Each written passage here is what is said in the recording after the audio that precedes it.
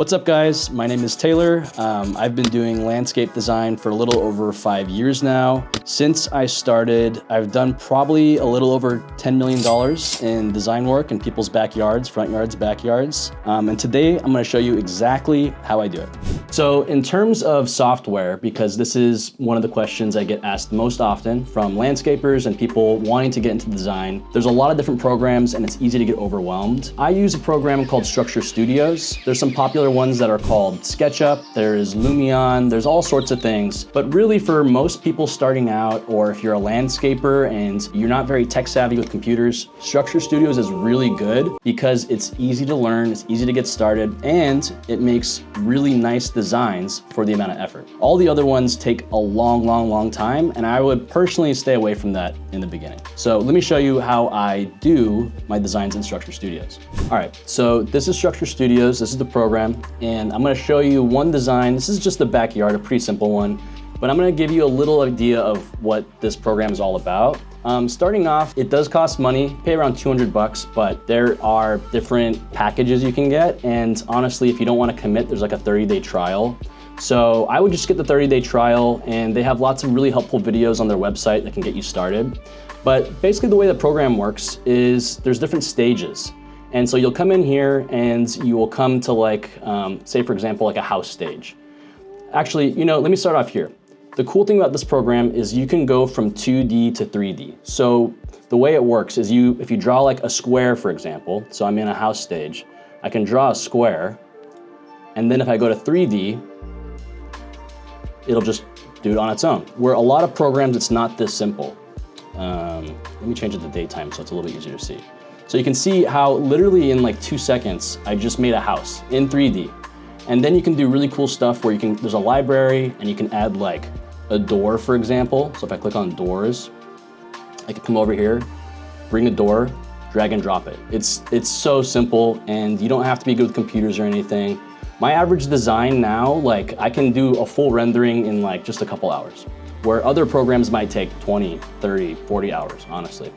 I can make this a 2-story house, I can add windows, all sorts of stuff. So you can see how quickly I went from 2D to 3D just to make that house.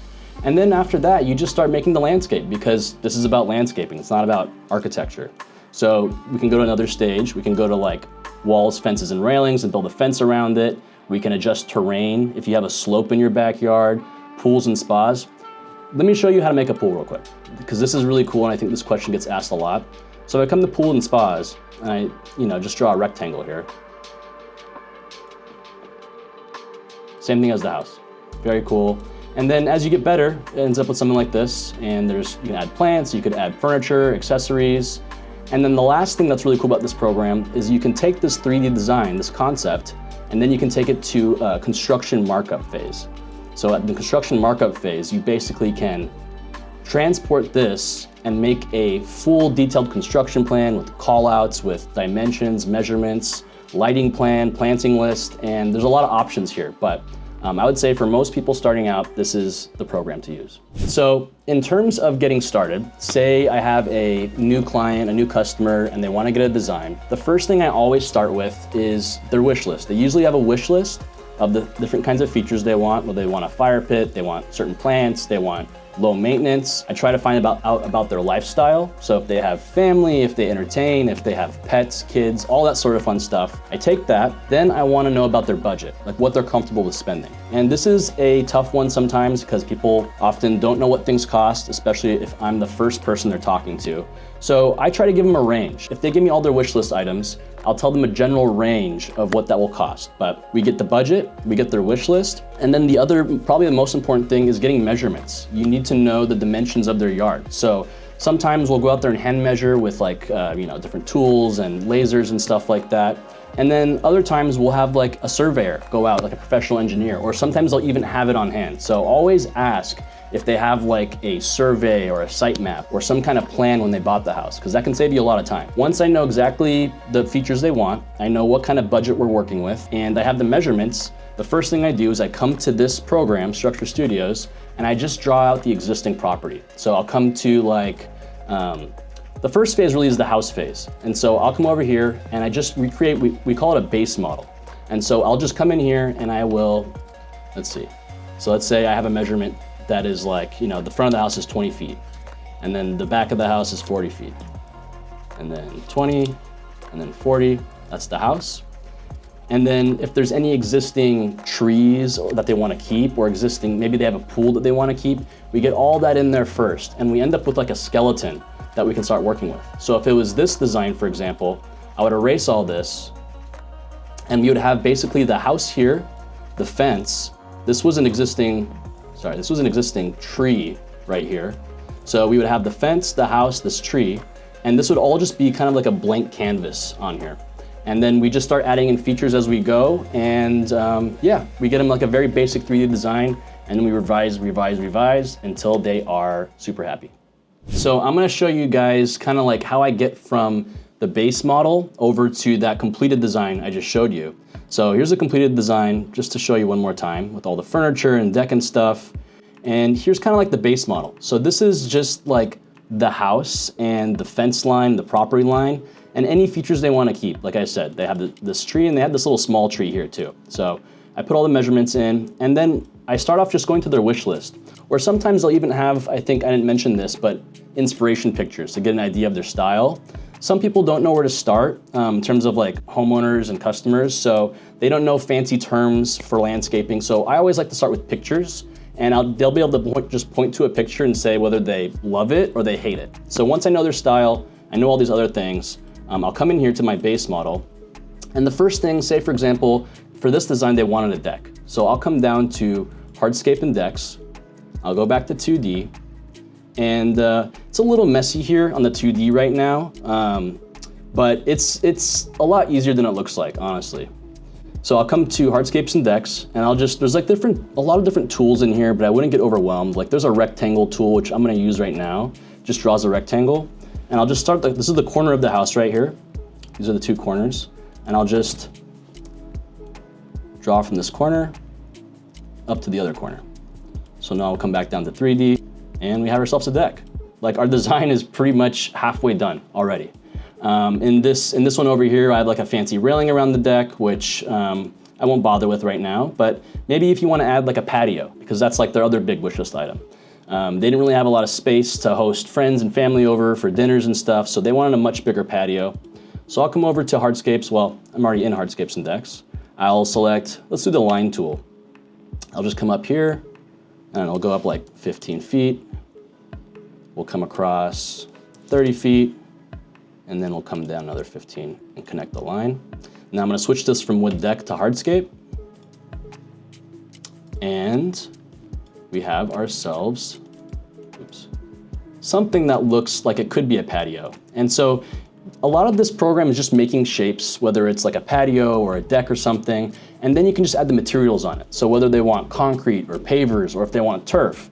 Say they wanted pavers for this little square that I drew. We'll come over to, there's a section called materials, and I can very easily just double click this patio and type in pavers into my search bar.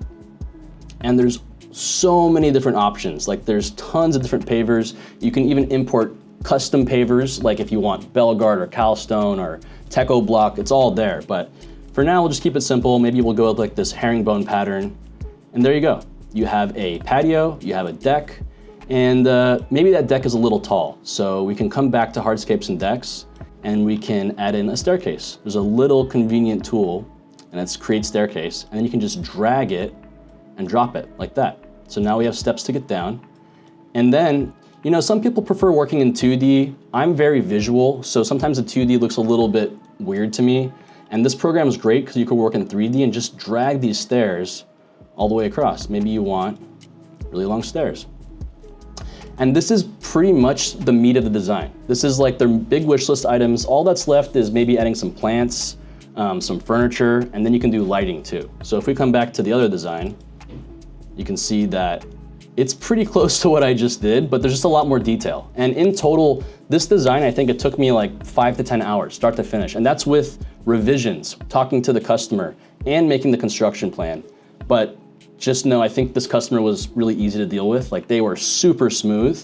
But in like 5 hours, you can have a fully completed design with a construction plan, with a plant list, with lighting, and you're good to go and sell a very nice job.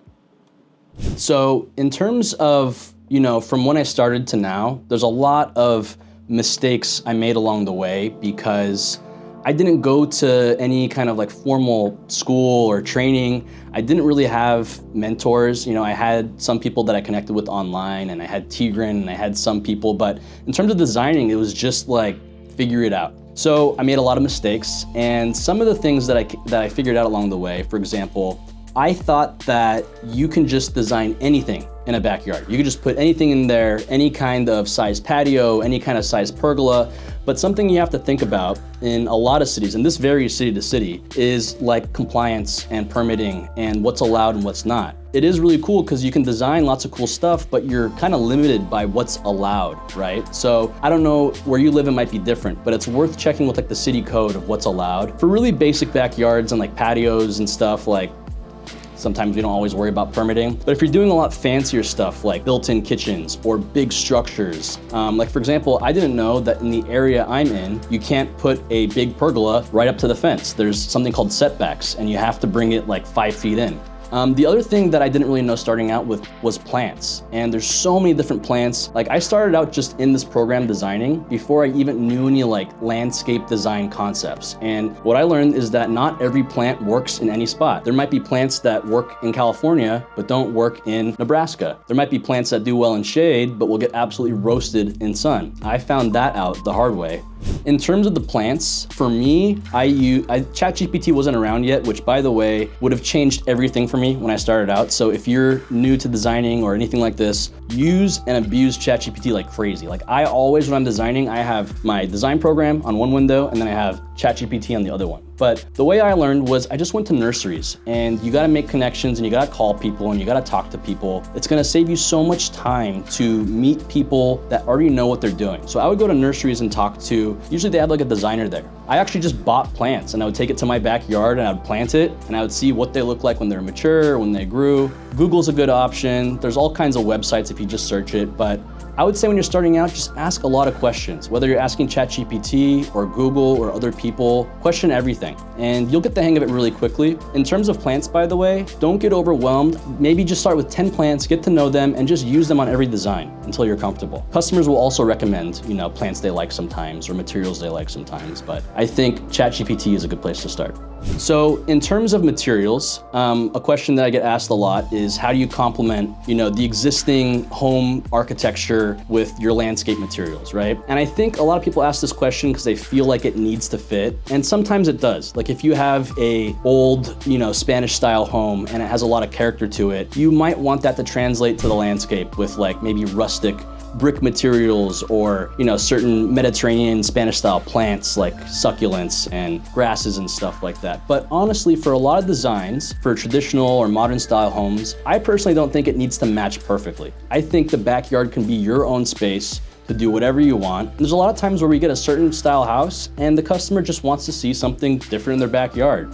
So I don't think you need to match it, but if you do, say you get a Spanish style home and you don't know what goes well with it, just Google it, right? Or just go on ChatGPT and ask what landscape materials goes with a Spanish style home, and it'll give you a whole list of things. You don't even need to worry about it. But budget matters too. So don't pick really fancy materials if they can't afford it. Speaking of budget, how do you deal with, say, a customer that has a wish list that's over their head and it's like past their budget? Like maybe they want to spend 100 grand, but their wish list will bring them to like 200, 300K. Well, at first, if you aren't familiar with what things cost, this might be a little bit harder. This is something that you're going to learn over time, and there's going to be some trial and error. But at a certain point, you're going to know what things cost. You're going to know, a pergola roughly costs 10 or 20 grand or something like that. You're going to know a patio this size, and it's up to you as the expert to kind of guide them. So if I'm on a call with a potential customer, like a lead, and they tell me a budget and they tell me a wish list that's way over, I have to let them know right there that, we're gonna have to scale some of these back, or you're gonna have to compromise. So usually when I design, there's 2 ways that I'll go about it. The first way is I will actually design everything on their wish list in the design. I'll put everything in there, and then we can come and get an estimate of what that will cost, and we'll go line item by line item, and we'll be able to kind of like prioritize things and maybe remove things to fit their budget. The other way I tell them we can do it is we can just work within a budget range. So I will not design beyond like 100 to 150K. It's it's up to them to decide, but I usually like just sticking within a budget, because if you do the whole wish list thing and design everything into the design all at once, it's gonna be a lot of extra work with revisions. You're gonna be going back and forth, and they're gonna be indecisive. So if you can just get them on a budget and stick to that, you as the expert have to let them know that kitchen is not gonna work. Like, you're gonna have to do that next year or something, and just be very realistic. So I talked about budget and trying to stay within that. Honestly, candidly, a lot of our projects, probably over 50% of them, go way over budget, and the customer still ends up paying for it. That's the beautiful thing about design, is because if you can show them a story or show them something really beautiful in a 3D rendering or whatever you want to show them, it can really make an impact on how much they want to spend with you. So maybe they didn't think they wanted an outdoor kitchen, but maybe in a separate concept you snuck it in there and you explained how that kitchen can, bring the family together, or maybe you suggested a grass lawn and artificial turf so their dogs can run around. Also, as the expert, you can make these recommendations to them. And a lot of people will end up spending more than we started out with. So like, I'd say a lot of, like this project right here, actually, this is a very good example. We started construction on this already. And I think when I talked to these guys, we kind of landed on a budget of like, I don't know, 100 to 120K. This project, I think, ended up bidding at around 200 grand. So, and he was okay with it, because once I showed him and his wife this, and by the way, when I go to like present this to them, I get really, creative. You can change like the way the shade and the sun falls. You can do nighttime shots to show them, lighting was one that they ended up overspending on, because they didn't realize how much of an impact having these nice lights at night, like these little lanterns hanging from the tree, this floating bench with the underlight makes it give that floating effect at night. So if you present something really well to them and you are good at explaining why they should do it or how it's going to impact their life, then you can easily make them go from 100 to 200 or even 300K. So in summary, if you are somebody who's considering designing, or if you're a landscaper considering adding design to your business or whatever you're doing, just remember when you're starting out, I think the best way is to network. By the way, you can message me on Instagram. You can message me anywhere. I think my Instagram, it's @yardscaper. You can find me there, but meet people online or meet people in person. Go to nurseries. Use these new tools. Don't be scared of AI. Everybody's scared of AI. Go on ChatGPT, use it, learn how to talk to it. It's like my personal assistant at this point. Start counting. 5, 6, 7. In 4, damn it, look at me.